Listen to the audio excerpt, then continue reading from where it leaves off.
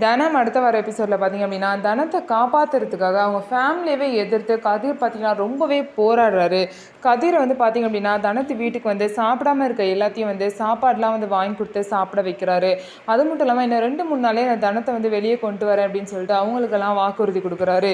So அதே மாதிரி பார்த்திங்கன்னா கதிரை வந்து எல்லாருமே நம்புகிறாங்க. பாவம் அந்த பையன் நமக்காக எவ்வளோ பண்ணுறாங்க அப்படின்னு சொல்லிட்டு தனத்தோட மாமியார் பார்த்திங்க அப்படின்னா கதிரை வந்து ரொம்ப வந்து நல்ல விதமாக நினைக்கிறாங்க. ஆனாலும் இன்னும் சரி பார்த்திங்க அப்படின்னா கதிர் எதுக்காக நமக்கு இவ்வளோ தூரம் ஹெல்ப் பண்ணணும், ஒருவேளை அவர் தனத்துக்காக ஹெல்ப் பண்ணுறாரா நம்ம ஃபேமிலிக்காக ஹெல்ப் பண்ணுறாரா அப்படிங்கிற டவுட்டும் வந்து அவங்க ஃபேமிலியில் இருக்குது.